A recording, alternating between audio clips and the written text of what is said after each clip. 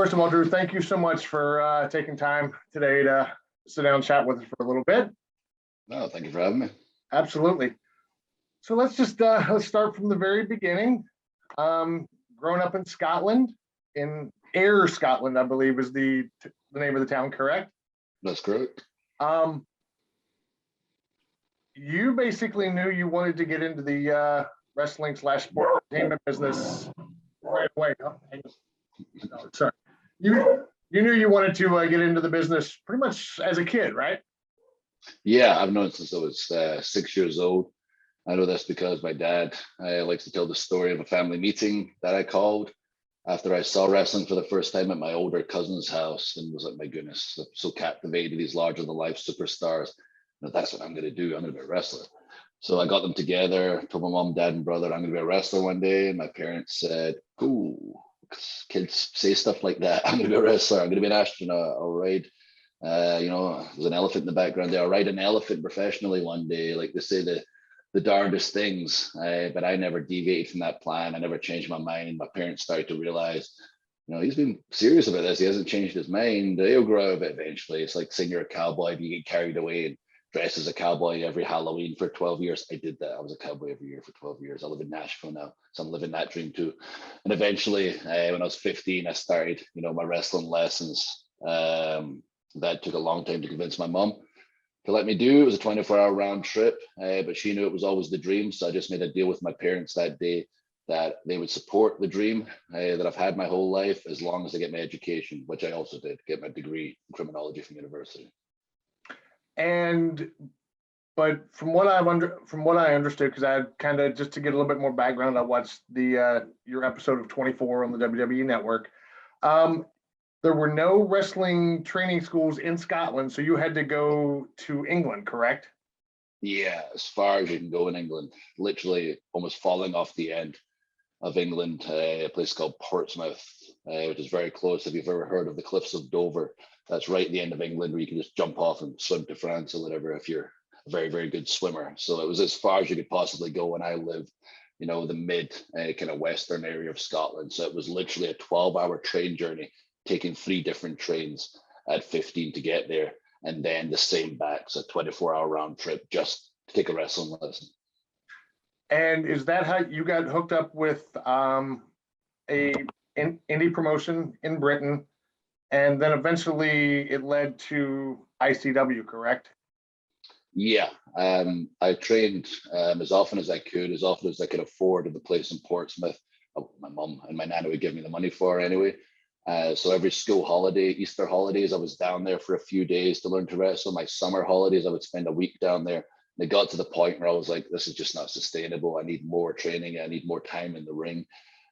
So myself and my buddies met an adult who was able to rent out a community center where I would start teaching people what I was learning in England. So myself and my buddies started the modern day Scottish wrestling scene, because there wasn't one. I would teach everybody what I was learning, and we started learning together. We started our own company when I was 16. We started doing shows in Scotland when I was 16, and eventually one of my other friends, Mark Dallas, who runs ICW to this day, he started ICW finally, which was his dream. My dream was always wrestler. His was always be a promoter like Paul Heyman, who ran ECW back in the day, and he started the ICW, which was interesting to begin with, let's just say, but has come a very long way today, being on the WWE Network on Peacock. Yeah, ICW definitely is a well-known independent brand, especially in Europe, correct? Oh yeah, it's huge. We'll get to the part of the story, but I signed with WWE at 21, spent 8 years there, lost perspective, got fired, had to find myself before I returned to WWE. I returned to ICW first. I gave my mission statement at ICW. Their biggest show of the year was 1,500 people, which was gigantic for independent wrestling at the time, having 1,500 people there. That's what my comeback was. And I told the world, not only am I going to show you the real Drew, like this little company is going to take over the world, and we're going to show you what we can do. And people thought I was insane. I was in a comedy role when I was last in WWE. So they were like, this comedy guy from WWE is going to take over the world and show us how good he is. And I meant every word I said.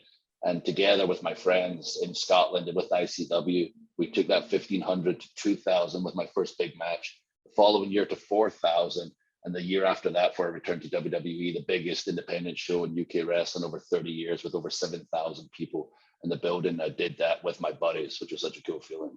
Yeah, obviously, yeah, we'll get into a little bit more of that in a little bit. 2009 comes around. You finally, sign with the main roster of WWE. You are basically given the daunting task of being Vince McMahon's chosen one. How much pressure did you feel with that role? A little bit, but not as much as you'd think, considering he'd never done it before, and has only recently started doing something similar with Theory on our television show. But I'd always been very lucky in my career that when I talked about the Scottish team we started, all the guys kind of designate me as the main guy, the main event. I was the biggest one, the tallest one, the one with the most experience. So I was always the top person throughout my career in the UK. I met Sheamus. We became the top act in Europe outside WWE. And when independent wrestling was in its infant stages, the big rivalry was Drew versus Sheamus. Came to America together. I was on television in my third week in a prominent role.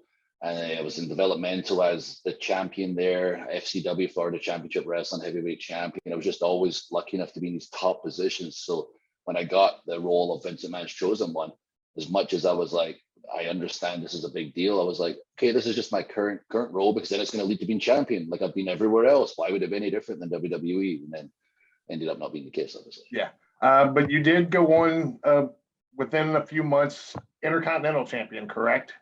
Yep. And tag team champion. And tag team champion, right? I knew there was another one. But after a year, 2 years tops, it started dwindling, and you started kind of moving down the card. I believe you basically said in the documentary, Drew Galloway's life got in the way of Drew McIntyre's career. Talk about that a little bit. Yeah, there was a number of things. Personal life. I mean, for one, I was losing perspective of the dream and started getting angry when I wasn't given more prominent roles and prominent opportunities. But at the same time, I went through a divorce, and the biggest thing of all, my mom back home was sick, who was such an important person to me. It was difficult being away from her, never mind her being sick. That's when things started to fall apart, and I started going out more and partying more and drinking more and burning the candle at both ends, and then throwing gasoline on the candle to make sure it was just engulfed in flames. I was pretty out of control during that period. And I can look back now, as angry as I was at the time, and say, oh my goodness, I would never have given myself a prominent opportunity. We're a publicly traded company.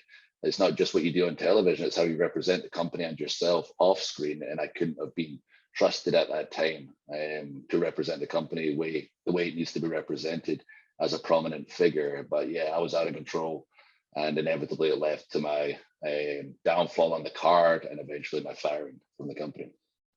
And you were part of the, as you called it, the comedic role of 3MB. Three great wrestlers who they didn't see anything but comedy out of, correct? Yeah, like Heath, he was the band guy. He was the one-man band. He talked about his love of music and played his air guitar and whatnot. It was very, very entertaining. They wanted a group, and they decided, we're going to give you that group. You're going to get your people who are going to be with you. And he was like, cool. And he started making suggestions of individuals he felt that would suit that role, like Fandango before he was Fandango, Johnny Curtis, very entertaining outside the ring. John Moxley, today, Dean Ambrose. He's also got a bit of a quirky personality. You could see him as part of it. These are some of his suggestions. And Vince McMahon looked at the ideas and went, these are kind of the obvious ones, but he doesn't think like everybody else. He went, no, I want to see Drew McIntyre and Jinder Mahal, the two most serious guys, or the serious characters who have not shown anything but being serious, because he wants to see what we've got and give us the opportunity to maybe our personalities to shine a little more. Like WWE can't just be the same forever. It gets boring. You can't just be angry all the time, even when you're winning titles. I was winning titles and just like scowling all the time for some reason, because I just wasn't relaxed. And I felt like I had to be that badass all the time.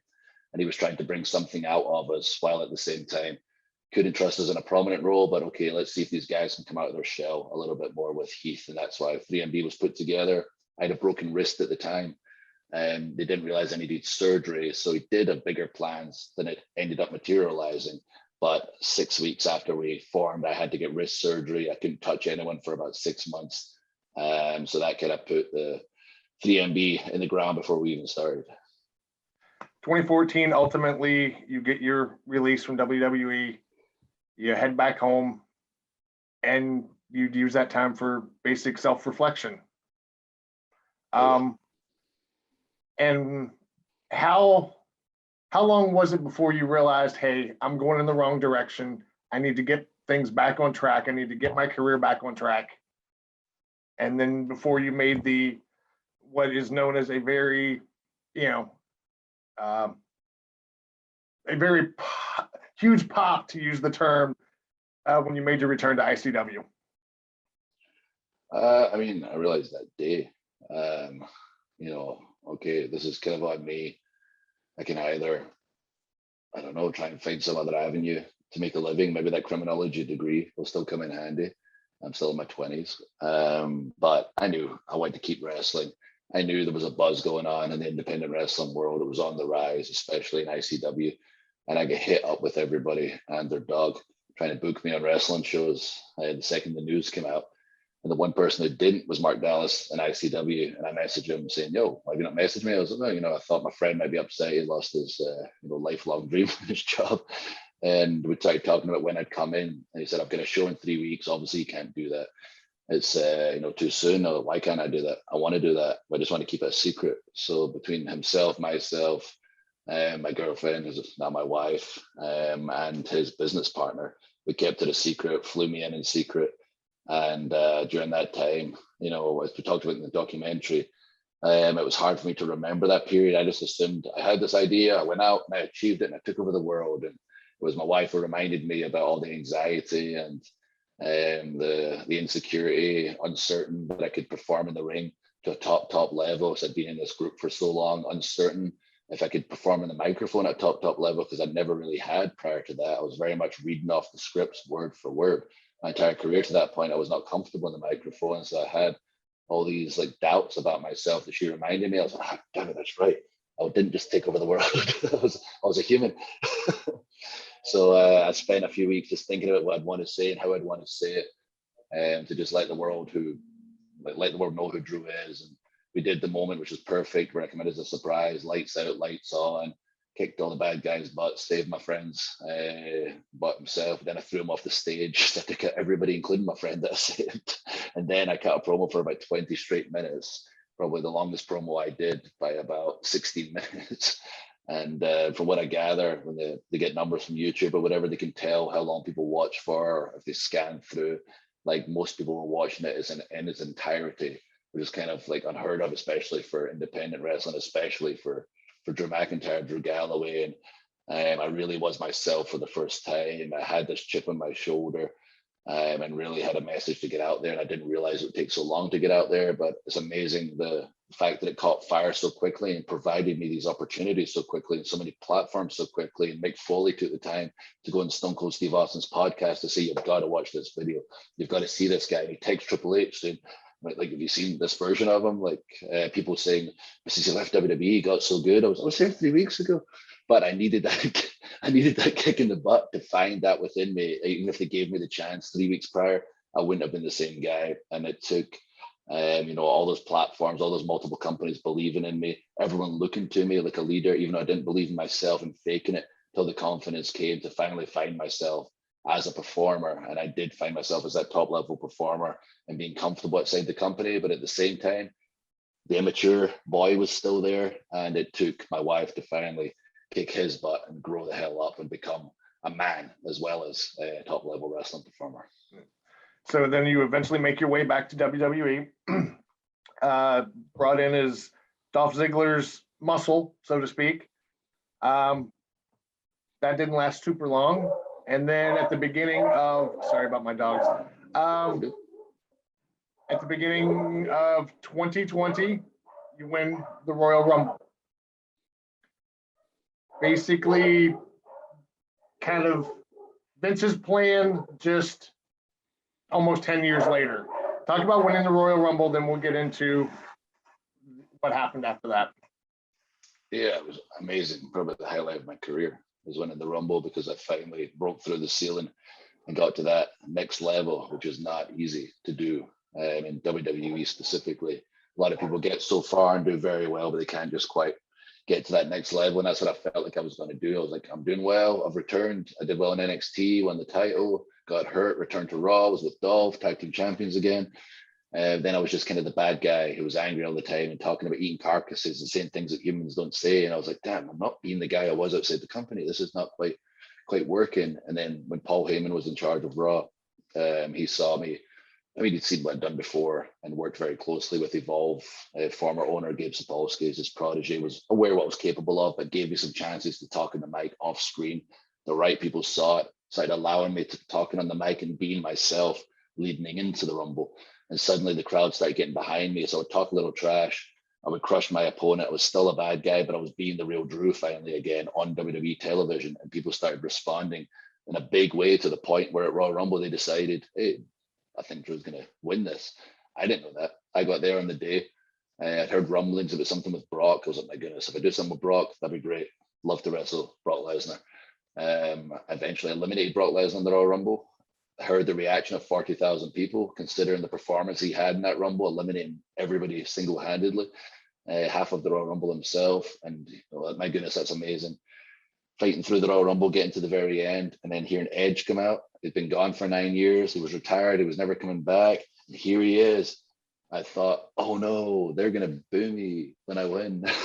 Yeah. Like the booed Roman Reigns when The Rock was raising his hand, because the fans will let you know if they don't want something, they will let you know. And here's a very unique moment of Edge made a surprise comeback when he was never supposed to wrestle again. And I knew he was going to get eliminated, and he got eliminated, and the fans were not happy as we expected. And then it came down to myself and Roman. I gave him the Claymore. I eliminated him, and the place went just as crazy as they did for when I eliminated Brock. And I lost the power to walk for a second. Couldn't believe it had happened, and was so grateful that I got to that next level. And it was because of the fans, getting behind me in such a way leading to Rumble, but then the way they reacted in the Rumble that really got me there. And that's why I always say I might have been the chosen one of Vince when I was a kid. I ended up meaning nothing. But I was the chosen one of the fans eventually, which meant everything. Yeah, I was going to say, just looking back, having watched it, when Edge made his return, I was sure that, that's who was going to win it. But when he got eliminated, I'll be honest, I assumed they were going to give it to you. So I was very happy, to see that. I think a lot of people were like, they're going to make Roman win again. Yeah, I think that was we had a party, and yeah, there was some people were like, oh, geez, not Roman, so. Then 2 months later, because you're on the road to WrestleMania, you've already challenged Brock for the title. Tampa, Florida at the time, your current at the time residence. And then March of 2020, Everything stops.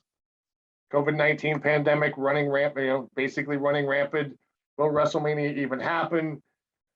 Well, the show must go on. Performance Center, no audiences, WrestleMania pre-taped. It had to just, you mentioned in the documentary, but I kind of want to hear it out of your own words. The air just had to be taken out of your sails at that point. Oh yeah, I was very annoyed. It's an understatement. The documentary, I think I've got footage of me when I was starting to learn what was going on and the chance that WrestleMania might be cancelled. I was in Scotland filming a commercial. I was going to say, you almost got stuck over in Europe. They had to get you back over to America quick. Racing back, and then I got stuck in Canada for a day. And I was able to get from Canada to America very luckily, probably one of the last kind of flights going at the time. But I was very annoyed. I remember during that period, and very woe is me attitude. Worked 20 years, won the Rumble, facing Brock, the guy I would have picked in the biggest match possible, and main event of WrestleMania for the title, and it might not happen. Like, I can't believe this. And then it wasn't until I started watching the news and seeing how serious the situation was and how terrified everybody was, and people were losing their lives and their futures financially. And I was like, oh my goodness, you've had a very selfish attitude. Up to this point, this was the time when all the sport companies had shut down, all the entertainment companies had shut down. There was no original content for everyone, and we were going to provide the world WrestleMania over 2 days instead of 1 day, an entire weekend escape from all the crap that was going on at the height of the pandemic, at the height of fear. And I was like, all right, Drew, like, we should have a word with yourself. Maybe get a wife to slap you or something for being so selfish. Like, this is a chance to really give everyone an escape. And it's not about you right now, it's about them. And that's how it should be. WWE, it's about our WWE universe, is about entertaining our fans, and they needed us. And I was in that last match where Brock had the chance to give them that feel good story, that happy ending, beat the beast, and give them Drew McIntyre's finally champion moment, which we did. And when I realized that, it changed my perspective entirely. I did feel a little guilty, not entirely guilty because it's not how I dreamed it would be, but considering the times we were in, it meant the world to me, and the feedback was unbelievable.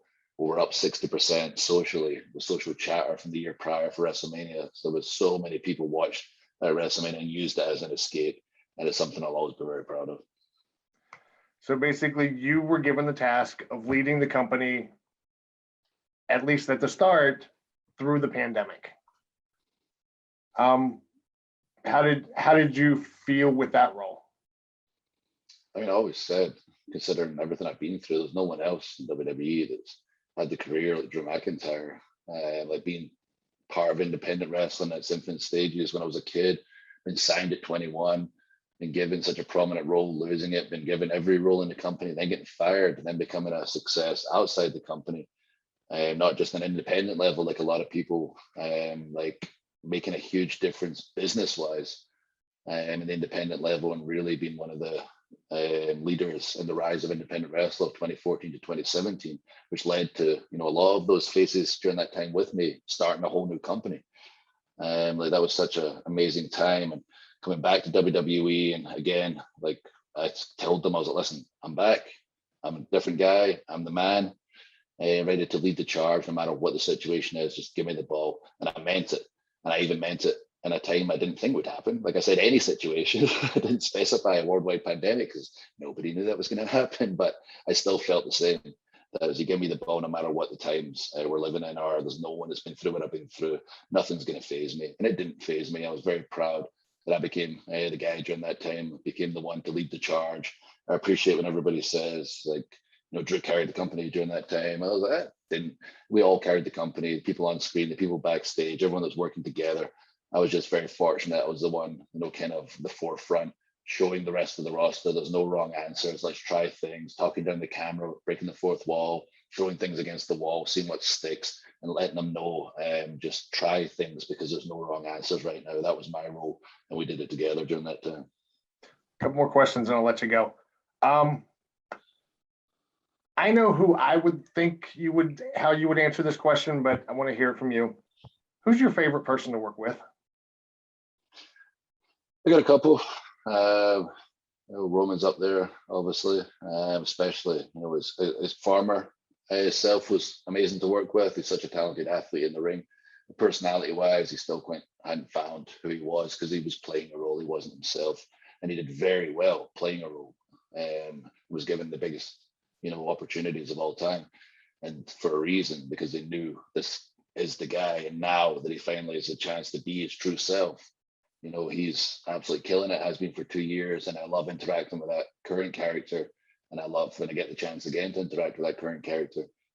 Seth Rollins is somebody who's just so talented in the ring and on the microphone. He's so fun to go back and forth with. In ring, we could just show up to the building from other sides of the world, walk to the ring, and have a match easily. He's that good. And we have that chemistry. But if I had to pick one, I'd probably be Sheamus, just because we've known each other for so long, been through so much together, have an understanding that we can just beat the crap out of each other for everybody's entertainment. And any chance we get to get in the ring together, especially now with fans there, we see it as a privilege. Having been in independent wrestling for several years prior to my TV career, I will say that I definitely mark out, to use the term, every time you and Sheamus are in the ring, because you guys make magic together. You really do. It's, it's like you each know what's going on. So it's, it's always fun just to watch you two, as you say, beat the crap out of each other, be it in a barroom brawl or in the ring or whatever. But you guys, you definitely have great chemistry in the ring. So I appreciate that. Thank absolutely. You. Yeah, once you know someone so long, you can not say a word and just know what they're going to do. Right. There's a story behind how the Claymore kick came into Oh, yeah. being. Talk about that a little bit. Share that with us. Yeah, by accident. 3MB, tight leather pants. We dress as 80s rock stars. I got the pants that were overly tight and went, it's very uncomfortable. They wore these. I'm like, yeah, you're going to wrestle in them. I'm like, how am I going to wrestle in these things? I'm hot just walking around backstage with air conditioning on. And so I was worried about the heat more than anything. I forgot about, there's not much give in them. And there's a few moves I throw that involve stretching your legs up in the air, namely the big boot where you run and kick your opponent in the face. So during a match, I believe it was with the Ryback, I ran to kick him in the face, raised my leg, realized that the crotch was going to split in those pants. Millions of people watching around the world. Live TV, going to be horrifically embarrassed, Scottish, not a fan of underwear. And I had to make a judgment call during that move as my leg was in the air and I heard the seam splitting, and I kicked up my other foot to avoid the seam splitting, kicked him in the face, landed in my own head, knocked myself silly, and I got backstage, and I believe it was Fit Finlay told me, if you figure out how to do that move without knocking yourself out, you got a cool move there. And I watched it back and knew it looked similar to some people do, a version of it, like Roderick Strong, like sick kick, but it's more, to the side. It's kind of like a flash kick. Like the Claymore, just the impact and how snappy it was. I was like, right, I can do this, develop it without hurting myself, which I did inevitably. And it led to, 2 world titles and multiple big moments in my career. So what I'm telling everyone out there, as I always tell them, is tight leather pants equals success. Excuse me. August 12th, SmackDown comes to Raleigh, North Carolina. Give fans a little preview of what they can expect to see here at PNC Arena in Raleigh on August 12th. From Drew McIntyre. North Carolina. It's wrestling town. Everyone in North Carolina knows their wrestling, loves their wrestling, knows their history. And we're coming back to town. I can't wait. It is a SmackDown taping, that's correct, yeah? Yes, it's SmackDown Live, yeah. Yeah, so we've got SmackDown Live television, the #1 show in the world. I'm not just saying that because I'm on it. Check the ratings, check the live event gates. Like it genuinely is the biggest show. And that includes Roman being part-time now. He's not on all the shows. We're still killing it. We're still smashing everybody because everyone in the show works so hard. The superstars work so hard. And we bring the best show we can possibly bring to you, which we're bringing to town in North Carolina, to Raleigh. We're bringing our top superstars. We're bringing all the storylines bubbling over right now. Drew McIntyre looking to become #1 contender for Clash at the Castle, September 3rd. Need to find out who's going to be champion after SummerSlam next week, July 30th, Roman or Brock. I guess Theory has the Money in the Bank briefcase. I just cannot see him cashing in no matter what the situation is on any of those two. They'll probably be lying unconscious after that last man standing match. He tries to cash in, to start laughing and just punch him and beat him anyway. But yeah, we're gonna have our top superstars, male and female. For those that know, I don't have to sell you on how big SmackDown is. For those that don't know, WWE's for everybody, from the youngest kid to the not the oldest, the young at heart. And we've got like such a variety of characters that'll captivate you. Our TVs are such spectacles. You'll be blown away when you're there with the fireworks, the entrances, the entertainment during the commercial breaks to keep you occupied the whole time, the athleticism in the ring. It's not just for guys. 40% of our audience are females, and our females are represented so well on the show because they are just that talented and they deserve that spotlight. And you'll leave that show as a new fan, if you're not a fan already, talking to your friends at the water cooler saying, I was there. Or you'll be the one who wasn't there, hearing about how good it was, hearing, I wasn't too sure about it, and I went along and live. It's just unbelievable. It's a spectacle. And they'll hear about the value for money, about the tickets cost, and then you're going to think to yourself, I should have went. I'm in fact a bad parent. I should have took my children. I'm joking. I'm taking it too far there. But you'll hear about it and you'll think, my goodness, I should have went, because the energy in the building is amazing. And even though we've been back in front of live fans for a year, we've been around each other again for a year, we really shouldn't forget those times when we're stuck inside thinking, my goodness, I'll never take it for granted. When you're in a WWE arena, think back to those times you were stuck inside and feel the energy in that building. It's good to see we're officially back, as a world, as well as WWE as a company.